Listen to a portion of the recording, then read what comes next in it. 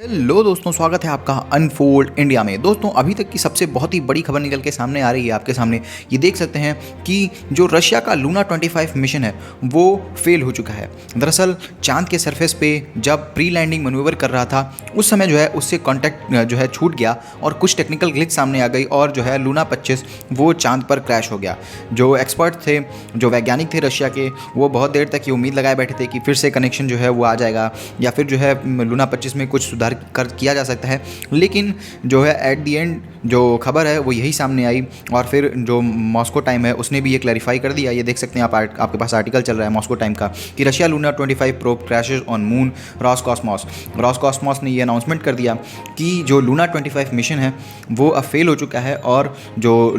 उनका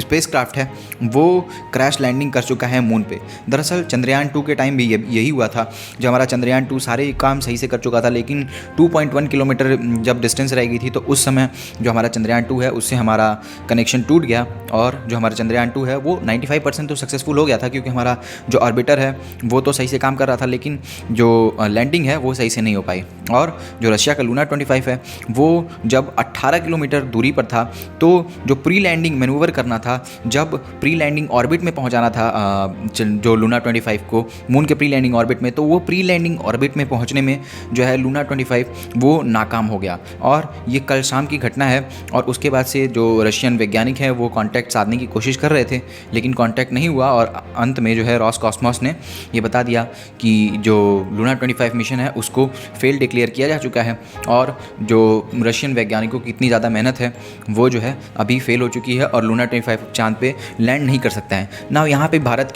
का जो चंद्रयान 3 है उसके लिए अभी भी हमारी दुआएं साथ में हैं कि जो चंद्रयान 3 है उसके साथ ऐसा कुछ ना हो और चंद्रयान 2 वाली घटना फिर से दोहराई ना जाए, क्योंकि आपको ये पता होगा कि एक रेस ही चल रही थी लूना 25 और चंद्रयान 3 में कि कौन पहले लैंडिंग करेगा। दरअसल जो रशिया का रॉकेट है वो 11 तारीख को ही लॉन्च हुआ था, लेकिन जो रशियन रॉकेट है वो ज़्यादा पावरफुल होने के कारण कम दिन में ही वो चांद के सतह तक पहुँच गया,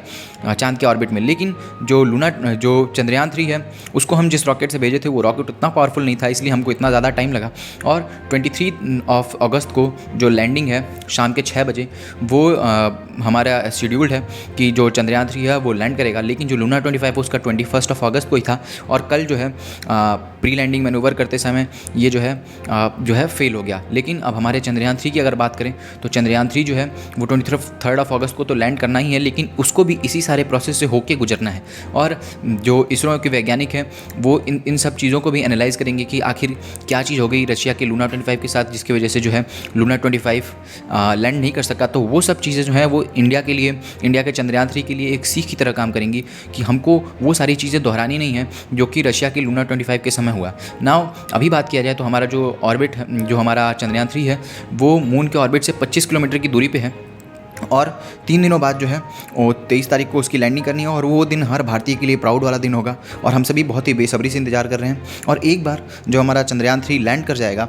जो उसका लैंडर है विक्रम लैंडर लैंड कर जाएगा, तो असली खेल उसके बाद शुरू होगा, क्योंकि जो लैंडिंग कराना तो एक बहुत ही क्रिटिकल टास्क है ही, लेकिन उसके बाद सारे कम्युनिकेशन का ठीक तरह से काम करना, कहीं उसके सेंसर्स पर जो है चंद्रमा की धूल है वो ना आ जाए। उसके बाद जो उसमें से विक्रम रोवर को निकालना है, क्योंकि जो 14 दिन की विक्रम रोवर की